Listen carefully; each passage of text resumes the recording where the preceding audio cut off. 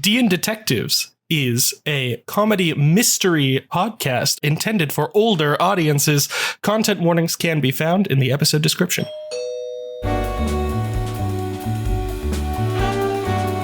Hello and welcome to DnDetectives, a comedy mystery podcast loosely based on the Kids on Bikes system. I will be your host and mastermind. Ooh, I like that one. So sketchy. For the audience at home, this game will take place in a slight adaptation of the Kids on Bikes system. I have renamed a couple of the stats, but everything else rules-wise is going to hold the same. What they have on their character sheets is 6 stats. Each stat is tied to a dice that you would find in a dice set. A D4, 6, 8, 10, 12, 20. They will, when I ask them to make rolls, I will give them a DC, a dice check. That is a number that they have to reach. They will roll the dice that corresponds to their stat and then hope that they make it. If they do not make it, they will get an adversity token. This will act as an expendable modifier that they can add to future rolls to increase their chances of success. Some players can also use these tokens on a unique ability they have. For example, Daniel's character can spend them on his ability Coulda swore I had in order to produce any useful object. Up to my discretion, I have to approve it. Just because their stats might be lower than the DC that I give them does not mean an instant failure. If they roll the maximum value on one of the dice for their stats, it will explode and they can roll it again and add the two numbers together. It is a pretty rules light system. Anything that comes up later that might be relevant, I will bring up at the time. But otherwise, I think we are ready to get started. What do y'all think? Hell yeah. Yeah! Hi, my name is Jordan, and I will be playing Colton Bumbo. I am playing the genius cop archetype, but I'm not really a cop. I love a good mystery, and sometimes the police department asks for my help, but really I'm just a kid in the criminology degree at school, and my good old friend Dean's invited me back to a housewarming party as he's home from his vacation or excursion in Europe, so I'm just so excited to be here. As several cars approach the famous disco mansion at the edge of Summerland, old factory town that used to be a steel smelting operation. As these cars drive up, spinning, newspaper headline. Panic at the disco mansion.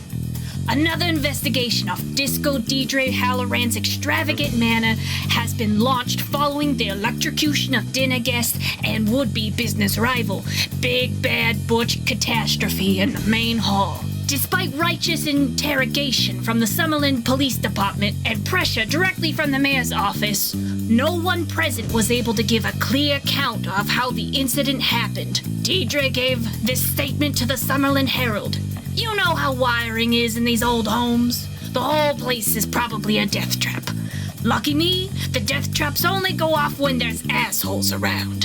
The Summerland Police Department has not yet indicated Dierdre Halloran on any charges, despite 6 similar lethal incidents in the last year. Dierdre Halloran seems unfazed. She capped her interview with the Herald saying, "I promise you this. I'll get that wiring fixed before my son comes home this fall." Wonderful. Thank you so much. Loving the names. They're fun. Also, for the listeners, that headline was panic ! At the disco manor. Good. I feel like Daniel should read Article 2. Absolutely. I was thinking the same thing. So cue up that one, Daniel.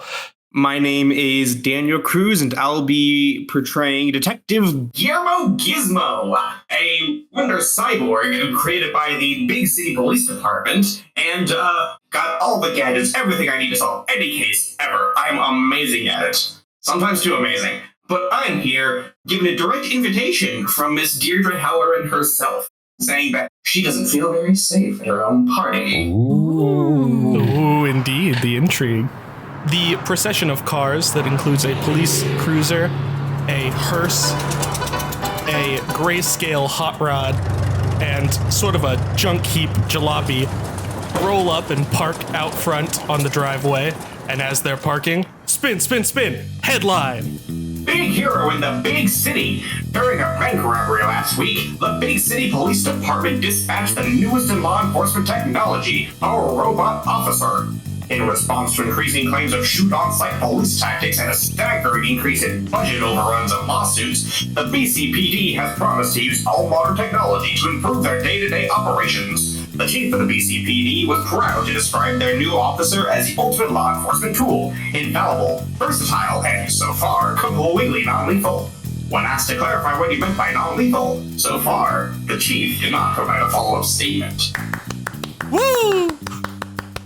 Who wants to take the last article? I can do it. Hell yeah. Hello, I'm Jerz, and I will be playing Molly Marbles. I'm what you might call a more capable person, a jack of all trades, but I'm more akin to like a 5 or 6 of all trades. I'm the psychic medium detective, and was called in to examine the state of affairs with the spirits within this place. A series of 5 professional-looking individuals exit their cars and walk at different paces and different levels of skeptical as they look at the disco mansion facade and enter. And as they're entering, spin, spin, spin, headline! Prodigal Son returns. During a time when it seems as though the walls are closing for local socialite, a light at the end of the tunnel has appeared. It has been widely believed for many years that Dierdre Halloran is directly responsible for the ongoing drug crisis plaguing the streets of Summerland. In light of several lethal accidents in Deirdre's disco mansion, the mayor's office has put out statements ahead of Mayor Alton Longday's re-election, promising an end to the Halloran drug empire. Between new up-and-coming competitors, pressure from the mayor's office, and her increasing age, it seems as though there are reasons on all sides for Miss Halloran to hang up her hat, not the least of which is the return of her only surviving son, Dean Halloran. Dean Halloran has been away on an educational tour through the countries of Europe since his 20th birthday, and has not been seen in Summerland since his departure.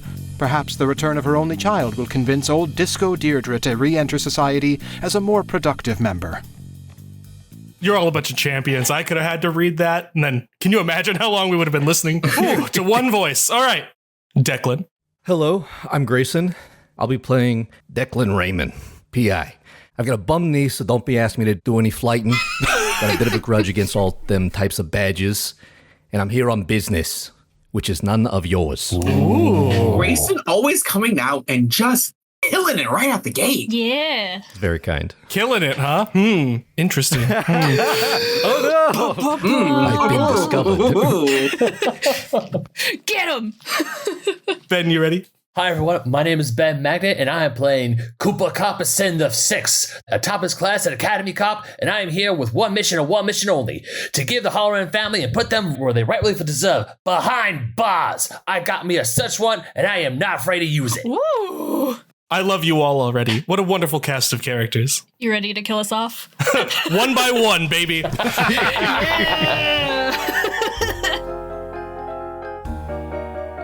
So I will go ahead and break up the game part of this game into 2 phases. A pretty quick phase right here at the beginning, and then the meat of it afterwards where the real life timer will be introduced. Okay. Each of you may, during the party portion of the party, choose to talk casually with one other guest or investigate one room. Ooh. Interesting. Walking into the disco mansion, our detectives find themselves surrounded on all sides by gaudy wood paneling, bright lights across the top, a checkerboard linoleum floor, all the way everywhere as far as the eye can see.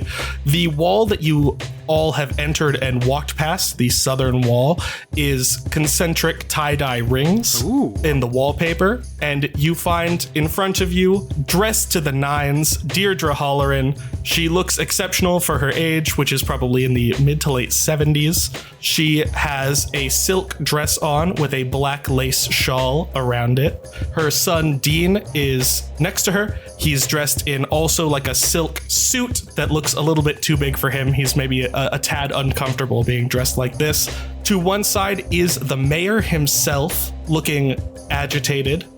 His wife is not particularly close to him, just being dramatic off on her own. And then you have the maid and butler are also there, and they're helping out, taking people's coats, welcoming you in and showing you to the main hall. I could just give you their names. You got Dean Halloran, you got Dierdre Halloran. The maid's name is Varvara. Whoa. I'm sorry, is what? Barbara, but with V's. Varvara. Varvara. Yes. Huh, okay. The butler's name is Brusket Shivers. Brusket Shivers. I have to write these down. Yes, you will. And then the mayor is Mayor Alton Longdays and his wife Desdemona du Lorange. I'm so glad that we're writing these down. It's like, all right, first murder notes. What the fuck are these people named? I'm giving low stat privilege to Dan. You may be the first to select if you would like to talk to a person casually or casually walk through a room and see what you see. I think it would make the most sense for me to talk to Dean Halloran. Fantastic. Looking a little bit bored and like, you know, socializing in a setting like this is not really his thing, you approach Dean Halloran. Coming down the hallway with a somewhat vacant stare on gigantic blue eyes is this moderately sized woman dressed kind of humbly in a long brown skirt, a white blouse with a blue sweater vest, and a brown bowler cap. She is clutching a purse that is designed to look like a white cat and is just kind of wandering her absolutely gigantic Tim Burton-esque eyes around the room as she makes eye contact with Dean Halloran and begins to kind of slowly walk towards him with footsteps that don't make a lot of noise. Dean notices this and tries to like back up, but is up against the wall and is like, oh, God. Excuse me, are you a Mr. D. Halloran? Yeah, you can just call me Dean.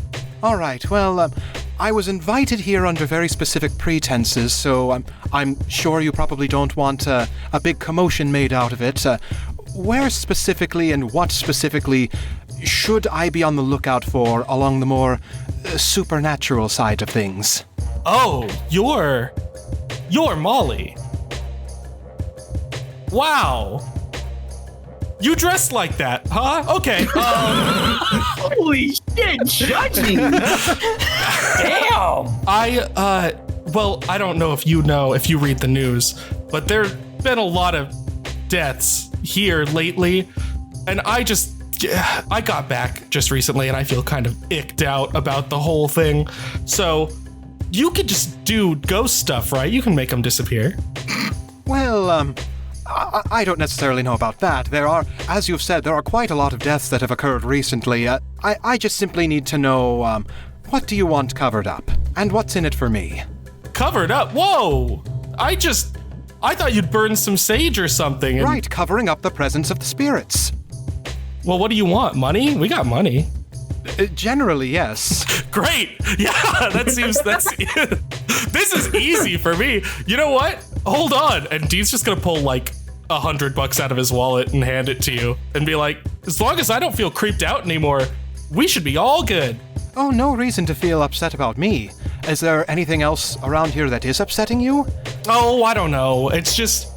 And Dean's gonna look around, kind of eyeing the corners of the rooms and stuff, and he's gonna say, it doesn't feel like it did when I was a kid, you know? I'm gonna say like 6 people weren't dead when I was a kid, you know, right around, so... I notice your eyes are lingering in the corners. Do you see them too? Are there ghosts right now? And Dean's gonna put up like karate hands, like look side to side. Oh, no, don't worry. You're not crazy. You're no crazier than I am. Oh, God! And that's gonna be your quick context chat with Dean. Up next on the Your Stats Are Booty, so I'm gonna throw you a bone. Daniel. I would like to go and speak to the lady of the house, Miss Dierdre herself. Sweet, yeah. You approach. Dierdre is patting the sides of her like dress as if she was gonna have pockets. She obviously doesn't have pockets. She checks her bosom real quick, is not carrying what she thought she was carrying, and she looks over at Dean and asks him to go and get her chewing tobacco. Nice. And Dean will walk over into like a room down in like the southwest of this main hall by the stairs, comes back out with a sealed tin of chewing tobacco, hands it to her. She cracks it open, starts chewing, and you walk up. Miss Halloran, it's a pleasure to meet you in person. Oh my God. Look, they really did build you, man. That's so cool. Thank you for coming. Not what I was expecting from It was her. a terrible time to take a drink of water. As he approaches, he kind of like fumbles around in his trench coat and he pulls out a letter that was addressed to him. I received a very special invitation. Is there anything you would like to discuss with me? Oh my god, yes. Can I just, not using one of my abilities, can he literally like flick his wrist and out comes a notepad and pen? Yeah, you can have a notepad and pen. That's fine. Hell yeah, just flick. I've been getting so much shit, man, from like the mayor lately. And it just seems like he's really on a tear. And like there's all these people here at my party and some of them kind of look like narcs. Like not like you, but like, you know, kind of like narcs. And I don't really like that they're here. Can I just say one tiny little thing? Yes, Nark? Cooper kind of hears the word narcs and feels like eyes go on him, and he just stares back and just takes out his own notepad and starts writing names down. Like that one. I see. So you have me here is in a like a bodyguard, right? Like, cause you're not on shift, cause you don't work here, but you're super cool. Uh-huh. Thank God I'm killing her. Oh God.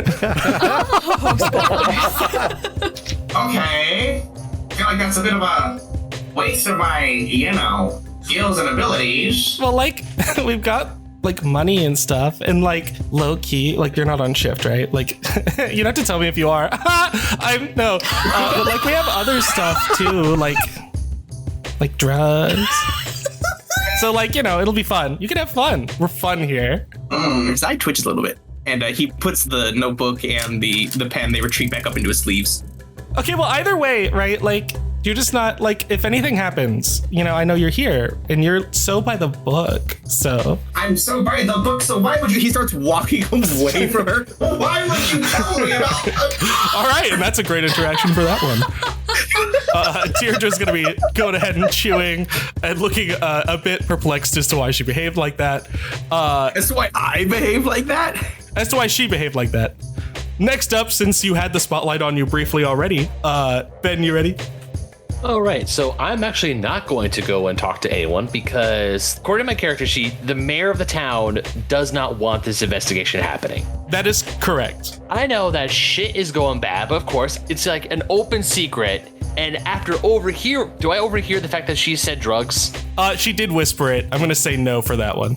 Okay, so I don't hear that. I just see the mayor. I'm not gonna go talk to the mayor. So what I'm gonna do is I'm gonna do what my great-great-great-grandfather did. I'm gonna do some real police work, goddammit. Hell yeah. And I am going to go into this room right over here. Fantastic.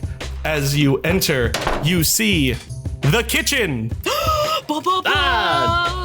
Do I know the room where Butch died? It was the main hall. Okay, it was the main hall. Okay, cool. I would like to just look around, see if anything's different, check the light switches. A kitchen has a lot of very sharp objects and a lot of very dangerous things. So if someone could die, or if there's a chance for someone to die, the kitchen would be a really good place to start.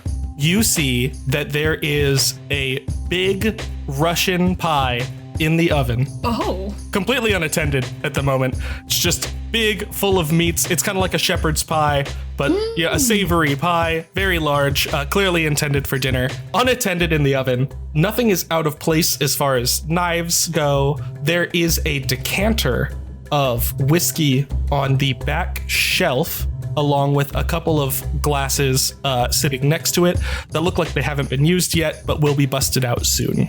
All right, so far so good. Nothing major here. Although no one's looking at this pie. Smells Russian. Oh no! But no vodka anywhere. Suspicious. I will say, you see the maid Varvara come through and check on the pie once. You see Bruzkit come in and adjust some things on the counters and get ready to stage the food. And you see Dean come in and pick up the decanter and the two glasses shortly before the big toast. So you are vaguely in this room and you will see those things happen as the other interactions go by. Yeah, I just take notes on my notepad and I just keep on observing. I just try to even though I'm like in my full uniform, I'm just trying to stay as far away from the spotlight as humanly possible. Declan, All right, first things first. How many badges do I see? you are able to clock Academy Cop because so obvious, Gizmo Cop because he's incredibly famous, and that is it. 2 is already too many. He's gonna open up his coat and reach inside, pull out a flask, and take a very healthy swig.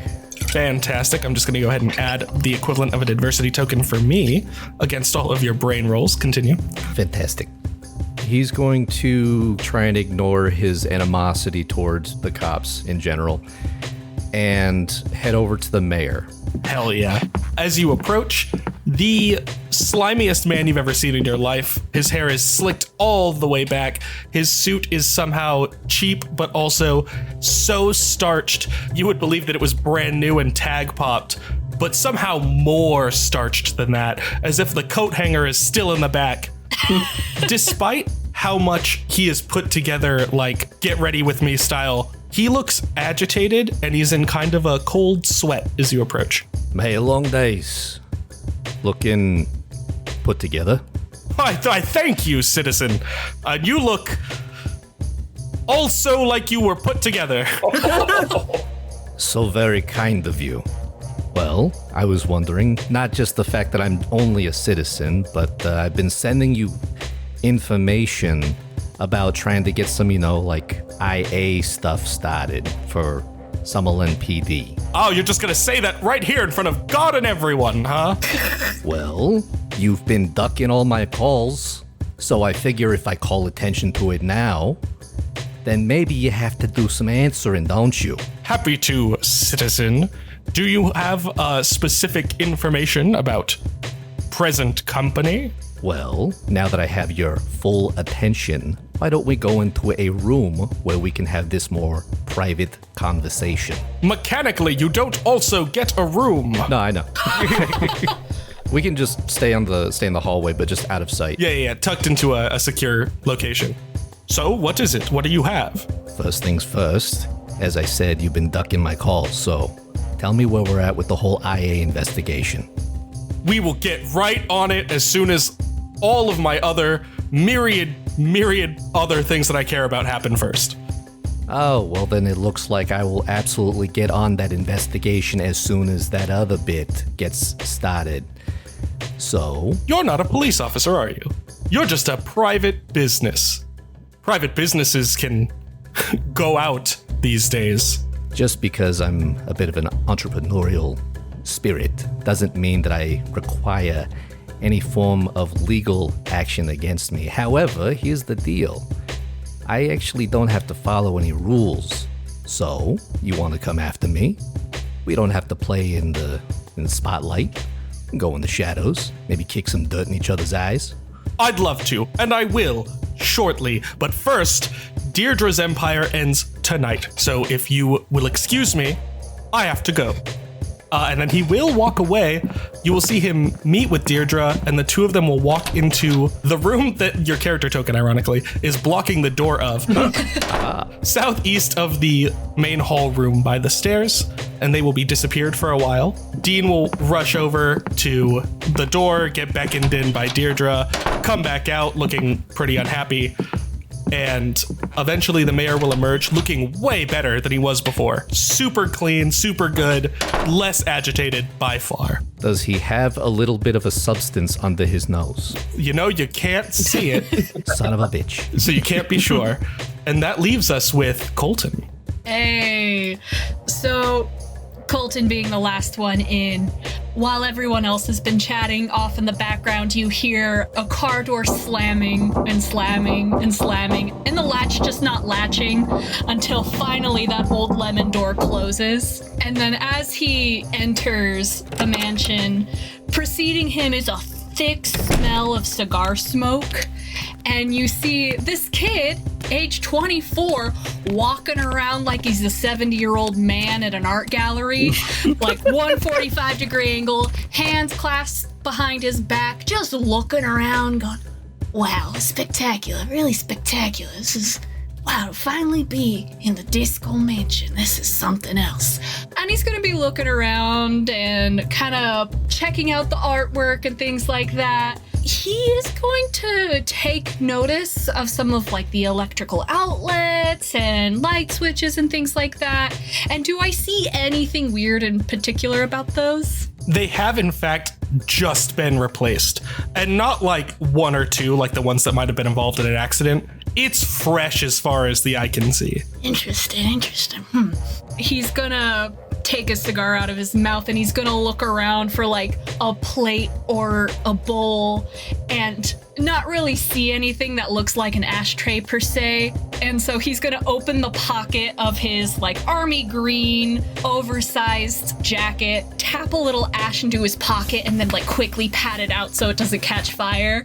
And his jacket is just covered in multicolored, beautiful, like patchworks, obviously made with love from Grandmama to keep this fallen apart jacket together. Other than that, he is completely unkempt. He's wearing a tie and a nice shirt, but like it's wrinkled. His pants are too big. His hair is disheveled, and he always has one eye closed. And as he keeps kicking around the room, he's just gonna keep marveling at it until he sees his friend Dean. And can I go over and chat with Dean?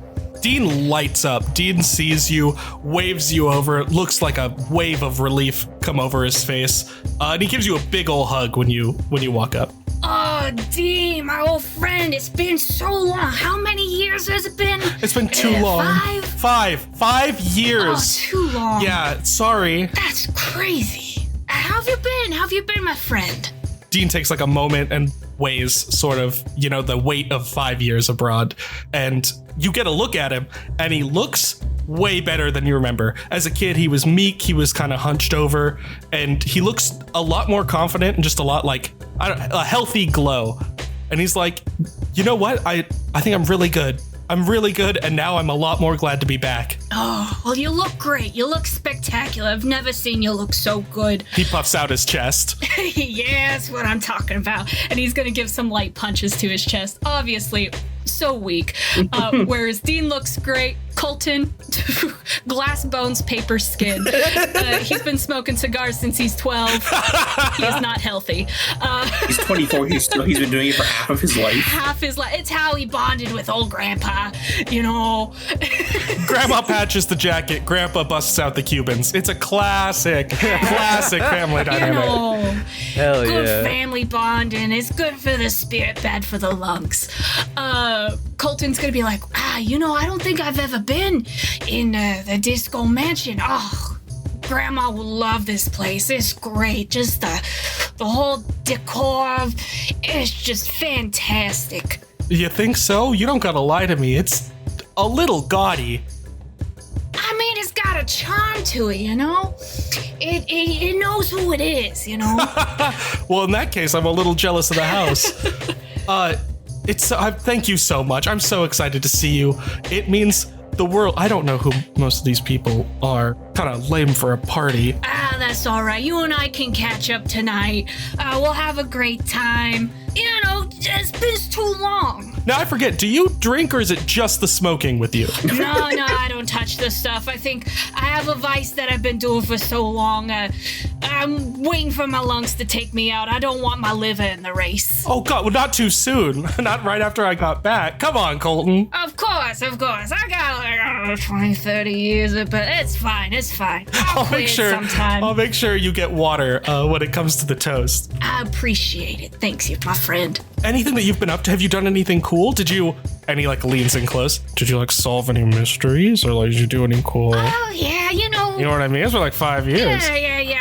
I'm still taking those classes at the college. I keep getting distracted. The police keep calling on me when they've got something that's a little tricky for them. And how I like a good mystery. I pop in, see what they got, and it's a good way to pass the time. There were I'm trying to remember. There were a few old manors, some hotels. Oh, there was this crazy event at a theme park that really shook my noggin. But, we got there in the end. You'll have to tell me all about it. Stay late after, whatever. Absolutely. I can't wait to catch up. And then with that, there is a clinking of glass as Dierdre calls everyone to attention. Bruzgit Shivers, the butler, starts handing out drinks. Who would like water and who would like whiskey from the decanter? I'll take a water, please. Take an empty glass. Empty glass. An empty glass. All right. I've got my own. Pours the water out into a plant. Molly's going to take a whiskey. She sees Deklan take an empty glass and then asks for also an empty glass that she then just kind of sets down in her purse. Oh. One glass obtained. Add it to your inventory. I'll put it next to the $100. Ooh, you're making out good already. I'll take absolutely nothing.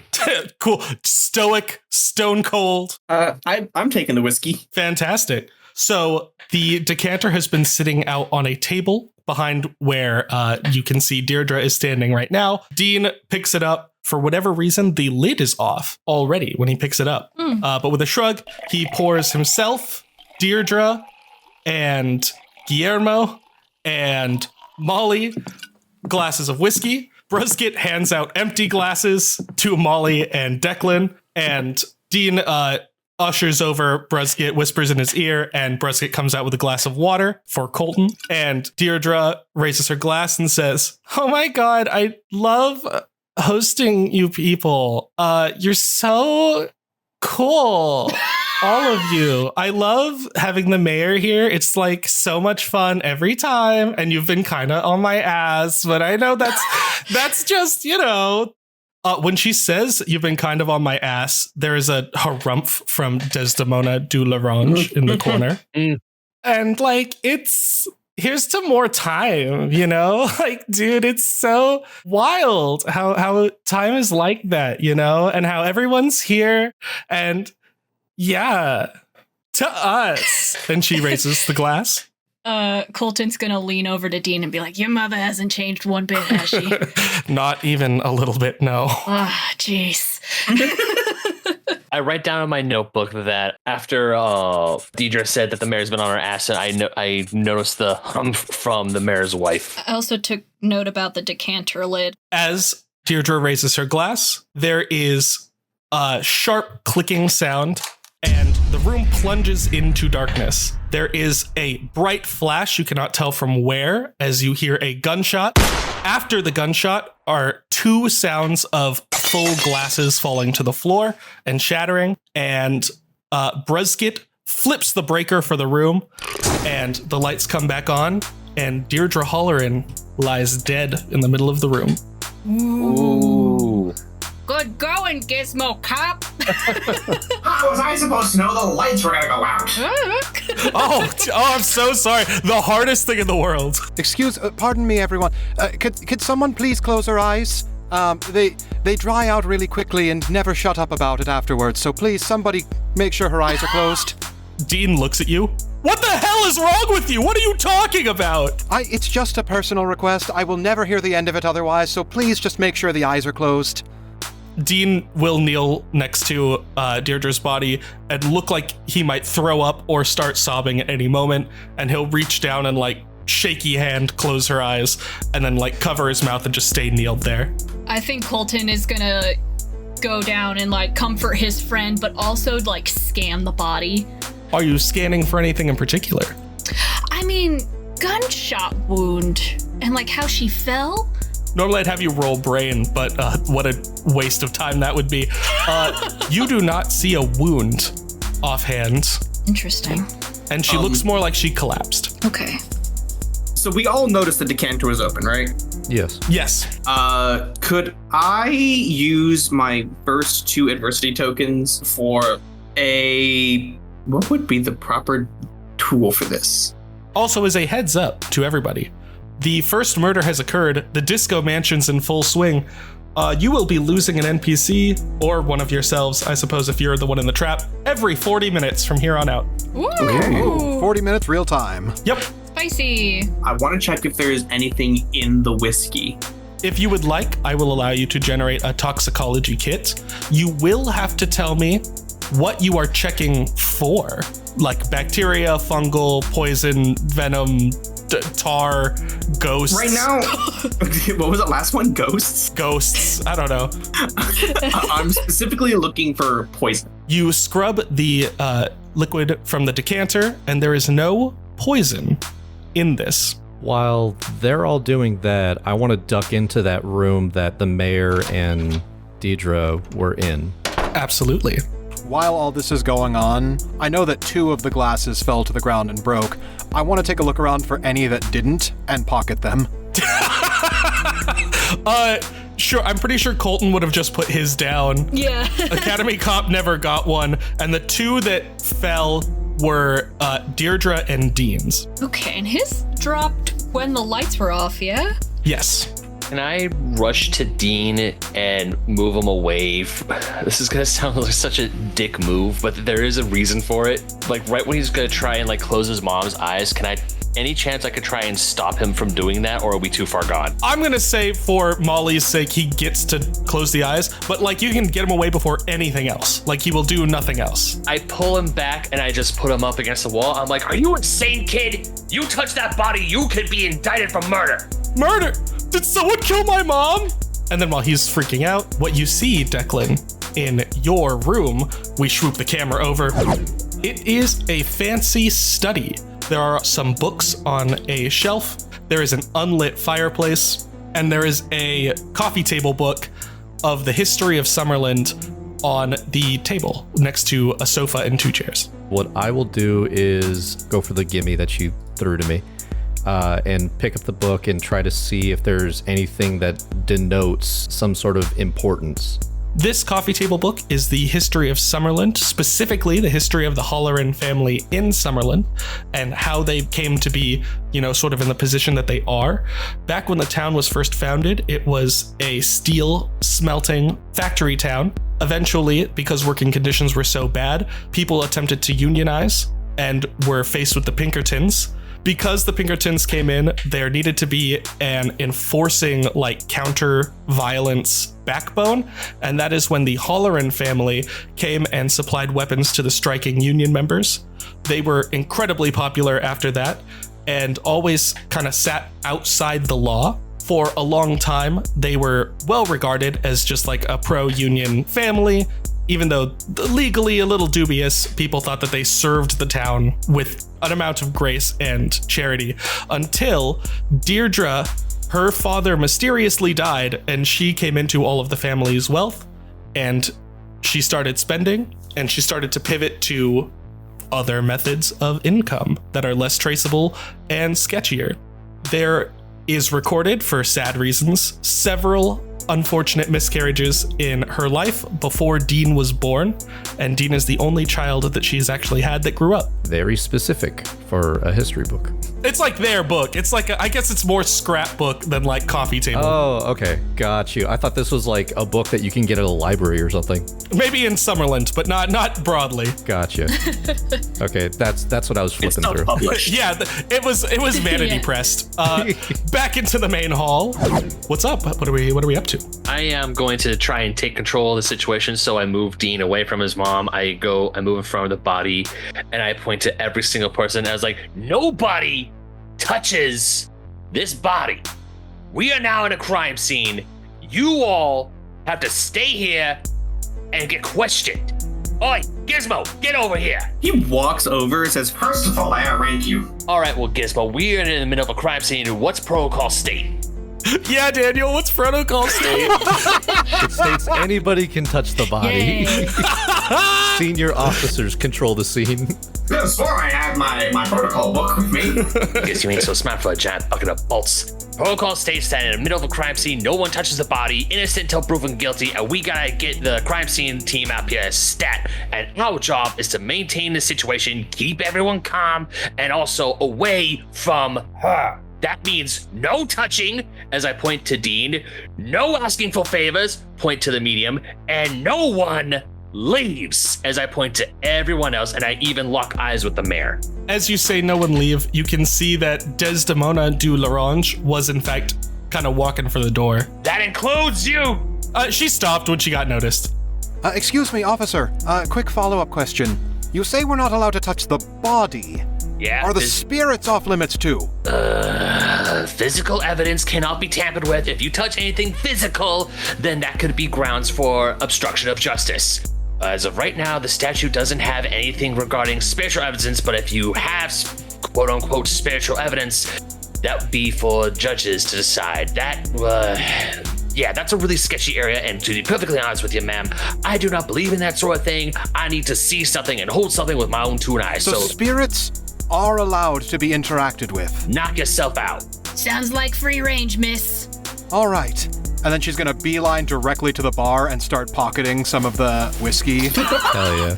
So I'm gonna walk back up to where Dean has moved to and say, hey, how you holding up? How you doing? I don't know, Colton. My mom's dead. Oh, yeah. I just got bad. It's okay. We're gonna figure this out. You and me, we got this. When the lights went out, you dropped your glass. Was it just because of the lights? Did you notice something else happen? Oh, I thought I heard something. Like a whooshing sound. It's hard to remember now. Did you feel like air go by you? Yeah. Interesting, okay. Do you know where it was coming from? It went past, and he, moves his hands around to try to spatially understand it. My left ear is where it went by. Okay. Thank you for that. I'm gonna look into that. And then I want to see, kind of remembering vaguely where he was standing when the lights went out, try and see what is in the direction that whooshing would have come from. I was going to say, to add on to this, it sounds like you're trying to find the origin of the bullet. Or whatever it was. She wasn't shot. Right. But something happened. Mm-hmm. If you're looking for the origin, I want to find the end point. It whooshed past his ear. Can we find where it potentially ended? Mm-hmm. Doing that Batman, trace the trajectory of the bullet. Yeah, exactly. I was going to ask when I can if I could use my skill at forensics feature to glance at the body, not touch it, obviously, but give it a good look-see, just to see if I can ascertain anything, give the CSI guys a good jumping off point. I will give you just a confirmation of information that is already out there. There is no wound. She's down, but there's no entry or exit wound. There's no her blood anywhere. As far as anyone knows, who knows? She's just dead now. He's just dead. Yep, just dead. For Gizmo Cop, make a DC 10 brain check to see if you can find the endpoint. That's a 7. So I got 1 adversity token back. Cool. So sorry. You don't find the bullet or whatever it was. For Colton, I would also have had you roll it, but it is half of your D20, so you succeed. Hey. You see something is up with one of the concentric rings on the tie-dye wallpaper wall. Interesting. There is a hole in the middle of it that's sort of visually disguised, and that hole is a barrel. Ooh. Of a weapon barrel. Interesting. I will give Deklan another moment, and then we'll head back to Dierdre, and then we'll circle, through everyone's myriad investigations. Just to kind of wrap up the thing that I wanted to try to do from earlier is that I wanted to try and look at the bookshelf to see if there's anything that's kind of out of place, kind of maybe in the wrong positioning or slightly pulled out. Mostly just looking for a reason as to why the mayor was so agitated before and then came out of the room looking happier than a clam. Yeah, go ahead and make a DC 10 brain check. That's a 7, so no. Cool, but give yourself an adversity token for later. You touch the spines of the books, and as far as you can tell, it seems like a bunch of books.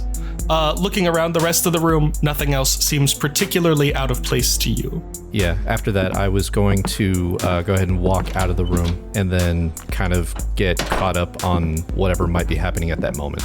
And what is happening is a seance!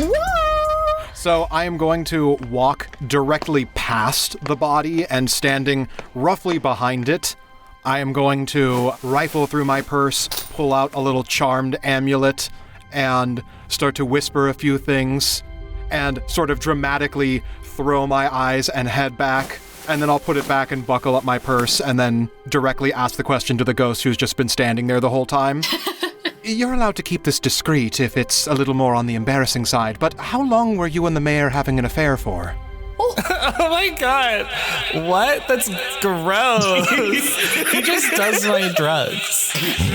I see. Apologies for the invasive questioning. William has a lot of hunches and is very rarely correct. But thank you anyway. Yeah. So you're saying that the mayor supplied your drugs? Took her drugs is what she was admitting to. Like a personal user. All right, does anyone else have any other questions? She is under no obligation to tell the truth from this point on. I only get one of those. You see Deirdre's ghost just kind of like wander away. She looks like lost at a music festival, basically. And she's just gone. She's vibing. I have a quick question for her. Good luck. Did she ever partake of her own drugs? And if so, did she do them right before the party? Molly, you hear like back of her shoulder. Obviously. I feel like that's a fairly apparent answer. I just wanted to double check. I'm still on my toxicology kick. Can I check specifically her glass? Or is it broken? As long as Molly doesn't steal the glass, you should be perfectly fine. Run, Molly. The broken ones aren't valuable to me. I would like to queue up, after you transition to some of the other people and let them take their turn, I would like to queue up going to take a look at the circuit breaker to see if any tampering has been done with it. Sounds good. As everyone's starting to get agitated because there's just a dead body lying on the floor that has not been covered up or otherwise affected at all, the mayor will say, like, I've had just about enough of this, and shoulder past Deklan and into the study. Bruzkit will say, God, I haven't done his voice yet. I guess I'll go and get stuff to clean it up. Perfect. No notes. And he'll go into the kitchen. Number 5. That is who it is. Varvara will stay out here in the main area and just sort of like look at the broken glass as if she would otherwise clean it, but she's not sure if she can. And Dean's gonna walk up to Colton and be like, hey, I don't really want to. She's right there. I'm gonna stand out back. I'm gonna get some air. No, that makes perfect sense. Do what you need. And he goes out into presumably a backyard area. Okay. I just shout after him, I was like, just don't leave the premises. I need to talk to you later. Oh, and Desdemona du Larange says, oh, darlings, this is terrible. I've never seen anything quite so horrific in all of my days. And she will run through the door to the furthest south on the west side. Son of a bitch. Nah. It's disturbing at first, but you get used to it a lot more quickly than you expect. God, so unsettling. I'm trying to get all what you said. Do you see these things often, miss? The aftermath. Colton's just gonna shrug and then go back to the hole in the wall. Guillermo is also going to go and check it out with Colton. What Cooper's gonna do, he's gonna follow the mayor's wife into that room that she went in. But before he goes in, he kind of turns around to make sure like no one's looking at him. And he kind of like slinks to the corner and just starts hyperventilating. Just goes, okay, Coop, get it together. You've been trained for this. You're the 6th generation cop. You're the 6th Copperson to become a cop. You can do this, man. You want to be detective someday, right? You're gonna see a lot more dead bodies in the future. Just calm down. And if you nail this case, you'll probably make detective immediately. Yeah, okay. Okay, let's go. Poor Cooper. And you open the door to the bathroom. Oh, God damn it. And Desdemona is staring, mascara running into a mirror, and she's like, oh my God, you psychopath! Ah! And she throws like the soap dispenser, and it bounces off of you. Sorry. Close the door, and then like wait a few moments and just like, Desdemona, can we talk? Do I have a choice, you brute? Unfortunately, I do need to ask you questions. It is protocol. And unfortunately, this is now an official police investigation, so yes. But if you need some time, I will give you the time you need. Do I come in? Thank you. And I open the door. It's a nice bathroom. It could use a soap dispenser. Before we start anything, I would like to apologize. I did not know this was a bathroom. You didn't even knock! In my defense, I did not know this was a restroom. Had I known where the restrooms were, I would have knocked first. That is on me. I apologize. Well, what was so important? Well, I need to ask you about the relationship with your husband and the deceased. You mean those 2-timing, cheating, affair-having bastards? Is that what you wanted to know? My shame. Well, you just said it, that he's a two-timing cheating bastard, so that is pretty good motive for, murder. I wish I could, but someone else did it first. Do you have any inkling, and also do you have any proof that your husband was cheating on you? He was coming around here to this house 3 times a week. Coming home, smelling distinctly like her perfume. They were clearly close together for extended periods of time, and there's nothing else that he could have been doing for long periods of time in this house with a woman. Well, to be quite frank with you, ma'am, there could be other things, but not to say that your suspicions aren't valid, but he is the mayor of the city, and she is the biggest, and I say this with the biggest air quotes, philanthropist. So it could be other reasons regarding the city council. Were you privy to any of these meetings? Were you privy to conversations that they would be when they were in the same room together? No, he didn't like having me around at the same time that he was spending with her. So, obviously. Well, do you know of any other things that he was involved with? Say, I don't know, illegal substances, narcotics, alcohol. Well, he claimed to be cracking down on it. He promised that tonight was the last night that a Halloran was going to deal drugs anywhere. That's what he said to me. He promised it was going to be over. So he told you that he knew that the Hallorans were dealing drugs. Everyone knows. Aren't you a cop? Ma'am, I have to deal with physical, actual evidence. The he said, she said argument can't really hold up in a court of law. So he told you, direct to your face, that her drug empire is going to end tonight. He promised. And then he said he wasn't going to have to come here anymore. Was he, excited to talk about her, or... Sorry, I'm just a little confused here. You said that every time he'd go to see her, she would be extremely happy, smelling like her perfume, which, kind of makes sense. Same room, that smells might cling to clothes or whatever.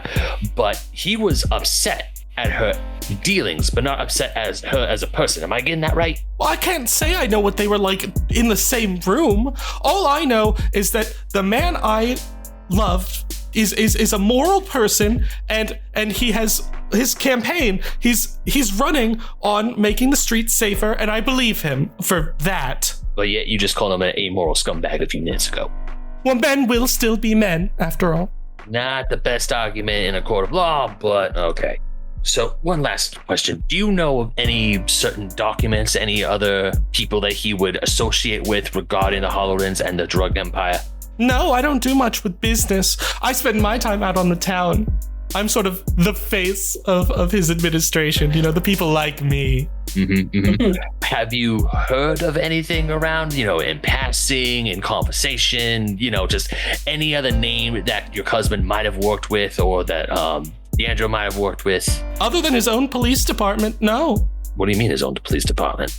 He works closely with the police department. Like with the chief? Yeah, he's the one who tells the chief, when things are no-go for investigations. Can you tell me, did he have any hand in giving Gizmo Cop the okay to be made? I do not know who that man is. He is not from Summerland. Right. All right, swoop, swoop, swoop. Camera. Back to the main hall. First things first, Deklan body, what's up? I want to see if there was any notes or if there was any documentation that she might have been holding where it was a threat. She has nothing on her person. She's wearing one of those elegant silk dresses that doesn't have any pockets or anything like that. She cannot carry anything on her person. She's not got anything. Does it look like she's missing any jewelry? She is not very bejeweled, but it doesn't seem to be missing. She's just not wearing pearls or other things like that. Does she have her tobacco? It is dropped right next to her body. So we could probably just assume that it was most likely a through and through. There are no wounds of any kind. No wounds.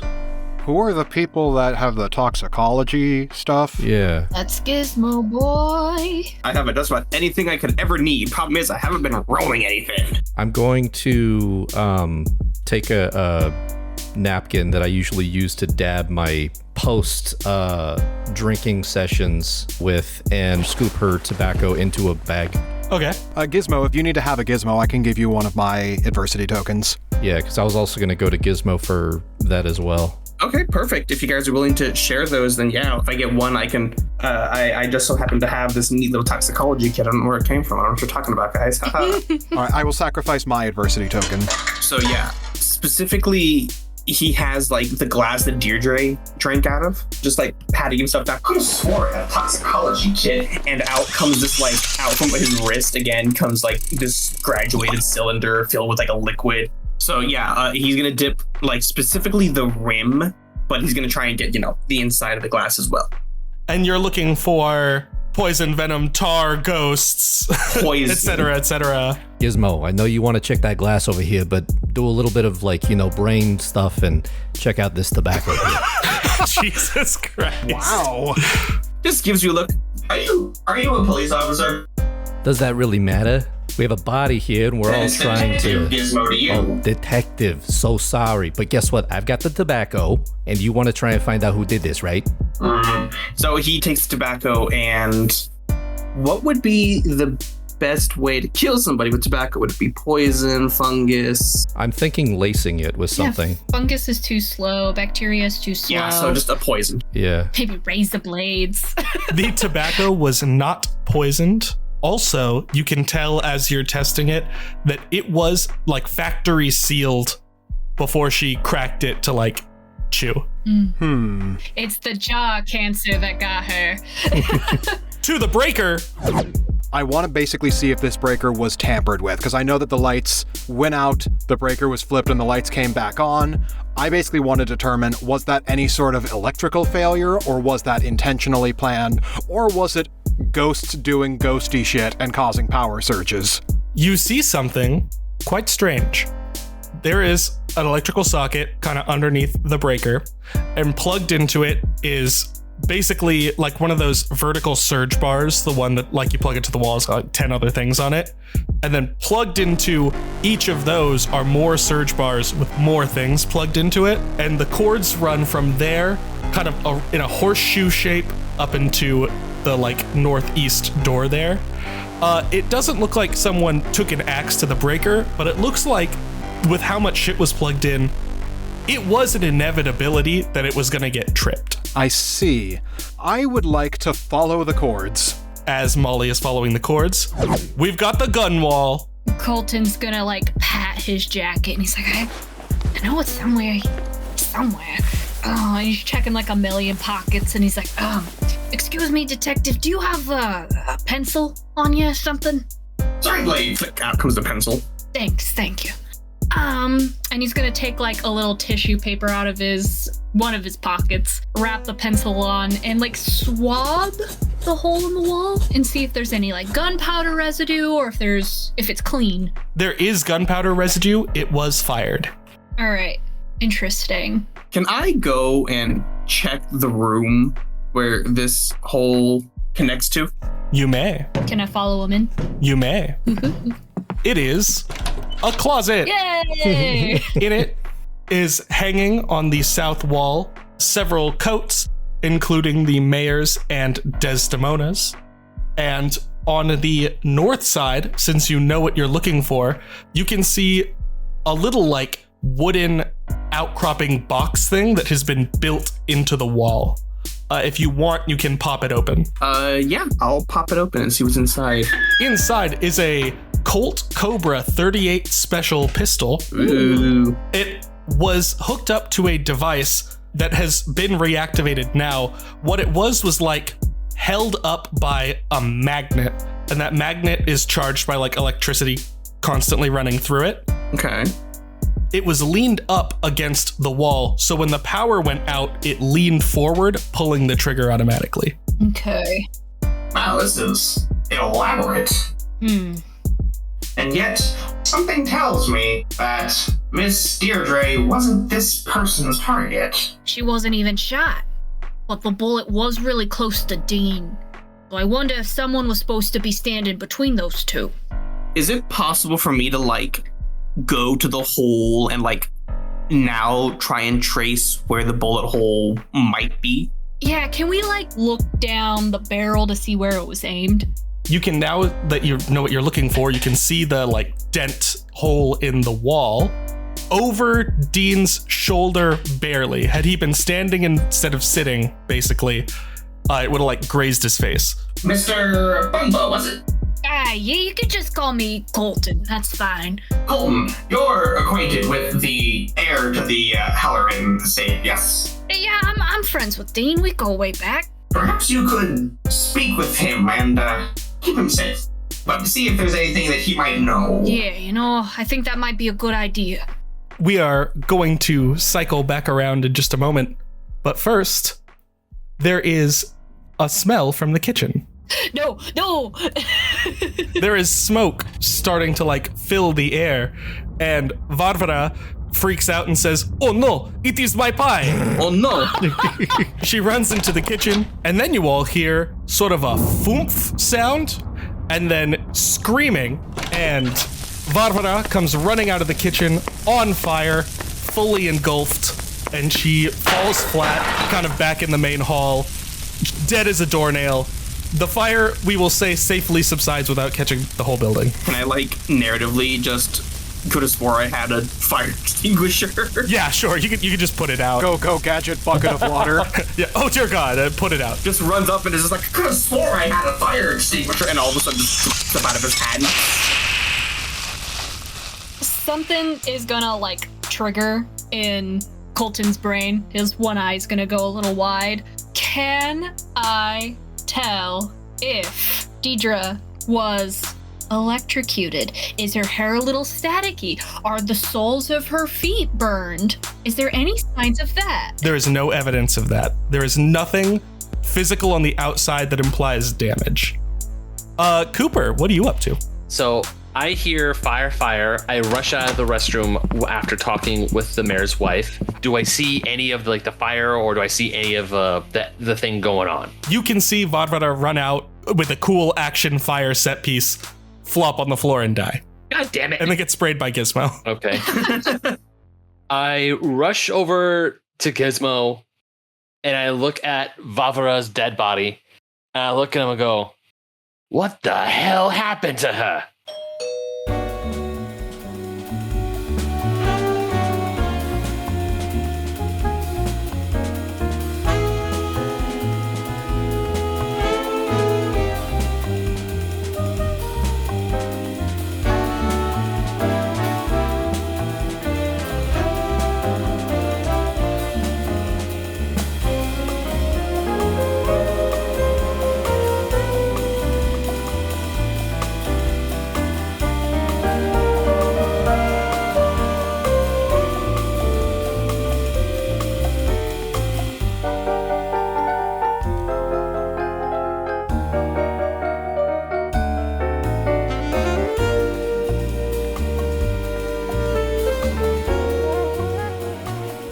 Use of that voice. That's just how Guillermo talks. Lovely. Oh, good. Oh, wow. 4 more hours. At least.